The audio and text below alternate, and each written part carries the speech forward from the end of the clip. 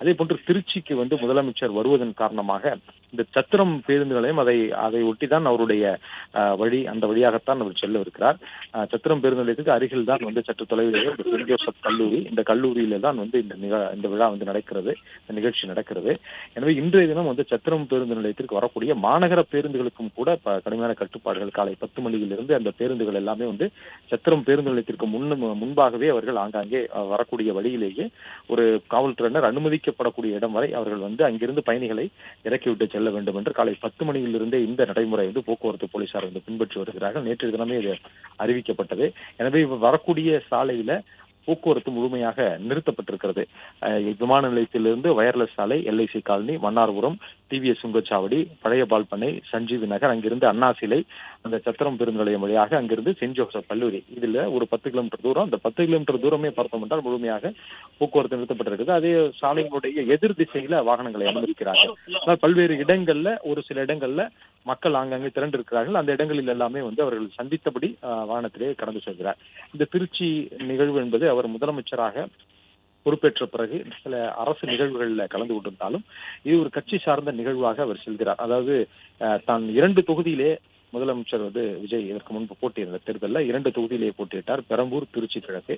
இதுல திருச்சி கிழக்கிலே ராஜினாமா செய்திருந்தார். தான் வெற்றி பெற்ற தொகுதிகள் 2 தொகுதிகள் என்றாலும் தான் தற்பொழுது தக்க வைத்திருக்கக்கூடிய இந்த பெரம்பூர் தொகுதிக்கு அவர் நேரடியாக முதலில் சென்று நன்றி தெரிவிக்காமல் தான் ராஜினாமா செய்த தொகுதியான திருச்சி கிழக்கை தேர்ந்தெடுத்து அங்கே முதலில் அந்த வேட்பாளர்களுக்கு, அங்க இருக்கக்கூடிய வாக்காளர்களுக்கு நன்றி தெரிவிக்க வேண்டும் என்று அவர் அங்கே சென்று கொண்டிருக்கிறார்.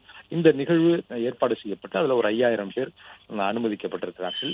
அந்த 5000 பேர் அனுமதிக்கப்பட்டவர்களுக்கும் கூட அந்த QR கோடுடன் கூடிய அந்த அட்டை வழங்கப்பட்டிருக்கிறது.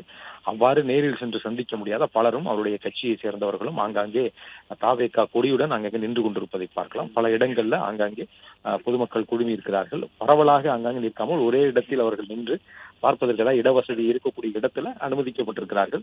நூற்றுக்கணக்கானோர் அங்கங்கே சாலை ஓரமாக நின்று கொண்டிருக்கிறார்கள்.